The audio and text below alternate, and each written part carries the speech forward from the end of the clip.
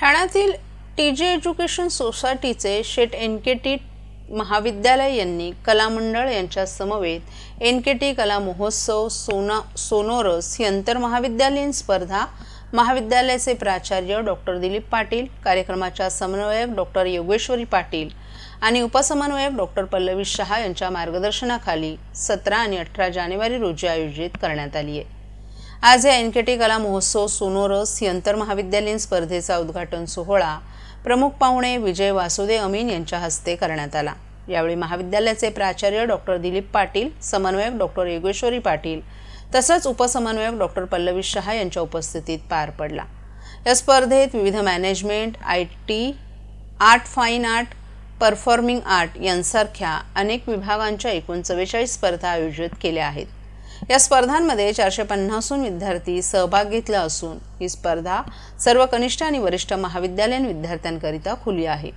या स्पर्धेमार्फत विद्यार्थ्यांना त्यांच्या विविध कलागुणांना वाव मिळावा आणि सर्वांगीण विकास व्हावा हे महाविद्यालयाचं ध्येय असल्याचं महाविद्यालयाचे प्राचार्य दिलीप पाटील यांनी सांगितलं।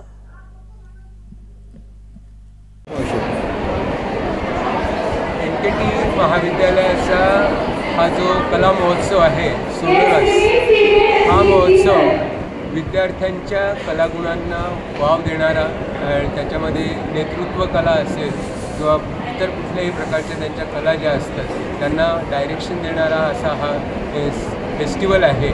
आणि हा फेस्टिवल विद्यार्थ्यांनी विद्यार्थ्यांसाठी आयोजित केलेला आहे। याच्यातून विद्यार्थी घडणार, विद्यार्थी वर्गात शिकतात पण वर्गाबाहेर ते घडत असतात। हा फेस्टिवल अतिशय मोठा हो, महान हो अशीच फक्त मी यावेळेस सगळ्यांना शुभेच्छा देतो। यामध्ये काय काय असणार आहे? याच्यामध्ये आर्ट आहे, याच्यामध्ये टेक्नॉलॉजी आहे, याच्यामध्ये स्पोर्ट्स आहे, याच्यामध्ये व्हिडिओ गेम्स आहेत। असे जवळजवळ 8 प्रकारचे स्पोर्ट्स याच्यामध्ये आहेत। 45पेक्षा जास्त महाविद्यालयांनी एकूण 750 विद्यार्थ्यांनी याच्यामध्ये भाग घेतलेला आहे आणि हा 2 दिवसाचा महोत्सव आहे।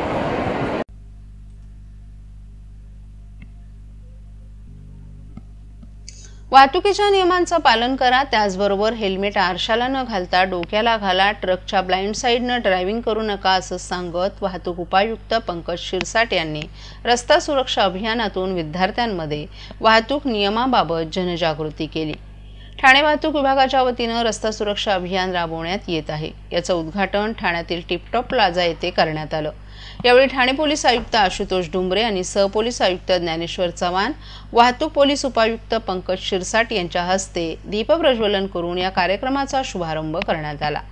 विविध प्रकारचे नाट्य, नृत्य सादर करत वाहतूक नियमांविरोधात जनजागृती करण्यात आली व या वर्षभरात 11 लाख केसेस या वाहतुकीचे नियम उल्लंघन केल्यामुळे झाल्या आहेत। ठाणे शहरातील घोडबंदर परिसर भौगोलिक परिस्थितीमुळे वाहतुकीची कोंडी होते। नितीन कंपनी, माजिवडा, कॅडबरी परिसरात बीच चढत असताना लेन कट करू नये जेणेकरून वाहतुकीची कोंडी होणार नाही असं यावेळी वाहतूक उपायुक्त पंकज शिरसाट यांनी सांगितलं।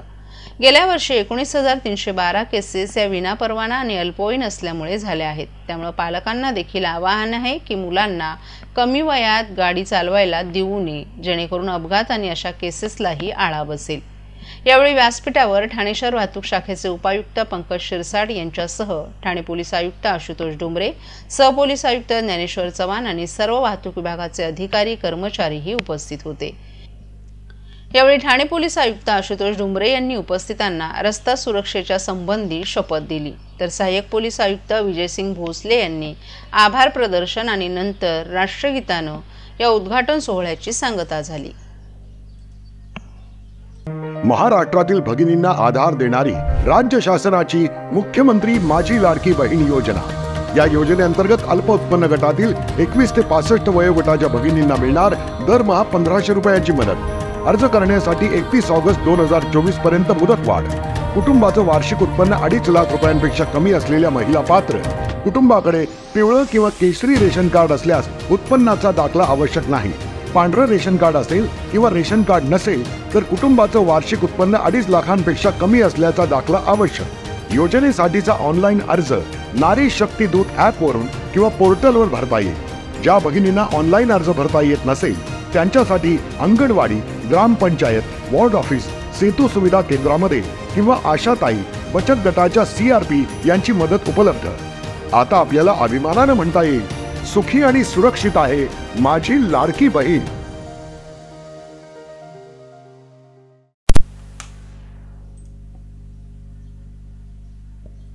ठाण्यातील चरई येथे केंद्रीय कर्मचारी आणि निवृत्त कर्मचाऱ्यांसाठी CGHSचे वेलनेस सेंटर सुरू होणार आहे। खासदार नरेश म्हस्के यांच्या विशेष प्रयत्नांमुळे हा प्रस्ताव मंजूर झालाय। MTNLच्या चरई येथील 3000 चौरस फूट जागा या केंद्रासाठी निश्चित करण्यात आली आहे। CGHS बेनिफिशरीज असोसिएशन ठाणे या संघटनेनं दीर्घकाळापासून या मागणीसाठी प्रयत्न केले होते। यासाठी खासदार नरेश म्हस्के यांनी केंद्रीय आरोग्य मंत्री राज्यमंत्री प्रतापराव जाधव यांच्याकडे सातत्यानं पाठपुरावा केला। यामुळे नववर्षाच्या प्रारंभी ठाणे आणि परिसरातील 1 लाखाहून अधिक केंद्रीय कर्मचारी आणि निवृत्त कर्मचाऱ्यांना मोफत आरोग्य सुविधांचा लाभ मिळणार आहे। हे केंद्र रेल्वे विभाग वगळता इतर सर्व केंद्रीय विभागांसाठी खुलं असणार आहे। कस्टम, आयकर, navy, BSNL, post, air India आदी विभागातील कर्मचाऱ्यांसह त्यांच्या कुटुंबियांनाही या सेवांचा लाभ मिळणार आहे। CGHS बेनिफिशरीज असोसिएशनचे अध्यक्ष सुभाष पटवर्धन आणि इतर पदाधिकाऱ्यांनी खासदार नरेश म्हस्के यांची भेट घेऊन आभार व्यक्त केले। ठाण्यात CGHS केंद्र सुरू होणं ही कर्मचारी वर्गासाठी महत्त्वपूर्ण उपलब्धीही मानली जात आहे। माझं नाव अरुण राऊत आहे। आमच्या ठाण्यामध्ये CGHS बेनिफिशरी असोसिएशन आहे, जी CGHSच्या कर्मचाऱ्यांसाठी, रिटायर्ड कर्मचाऱ्यांसाठी वेलनेस सेंटर निघावं, आता ठाण्यामध्ये निघावं म्हणून आम्ही मागची 3-4 वर्ष प्रयत्न करत होतो, पण आमच्या प्रयत्नांना यश येत नव्हतं। आता MTNL चरईमध्ये जी जागा आहे ती जागा आम्ही यांना CGHS वाल्यांना दाखवली होती, पण त्यांनी 3.5 लाख रुपये भाडं असल्यामुळे त्या भाड्याच्यामुळे ते होण्याची शक्यता कमी होती आणि त्यांनी फाईल दिल्लीला पाठवली होती सँक्शनसाठी। पण खासदार साहेबांनी त्याचा पाठपुरावा करून ती सँक्शन करून आणली आणि थोडे दिवसात ठाण्यातल्या सेंट्रल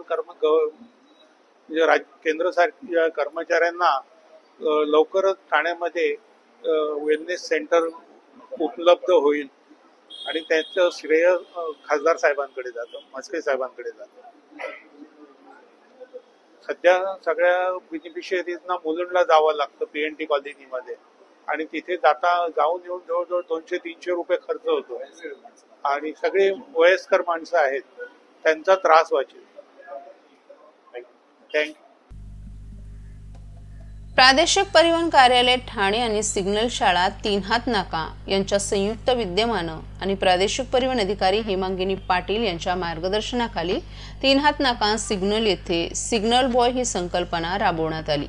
यामध्ये सिग्नल शाळा येथील विद्यार्थी आणि ठाणे RTOचे अधिकारी यांच्या मार्फत 3 हात नाका सिग्नल येथे सिग्नलला थांबलेल्या वाहनांना रस्ता सुरक्षाविषयी जनजागृती करण्यात आली। तसंच वाहतुकीच्या नियमांचं पालन करणाऱ्या वाहन चालकांना गुलाब देऊन त्यांचं अभिनंदन करण्यात आलं। सिग्नल बॉय यांच्या मार्फत रस्ता सुरक्षा संदेश, वाहतुकीचे नियम आणि रोड सायन्स बाबत नागरिकांना माहिती देण्यात आली। यामध्ये सहाय्यक प्रादेशिक परिवहन अधिकारी प्रसाद नलावडे, सेवानिवृत्त सहाय्यक प्रादेशिक परिवहन अधिकारी कमलेश चव्हाण, मोटर वाहन निरीक्षक शौली सोमवंशी, जयश्री झिने, सहाय्यक मोटर वाहन निरीक्षक अवधूत पाटील, स्नेहा चौधरी, सिग्नल शाळेचे भट्टू सावंत आदीही उपस्थित होते।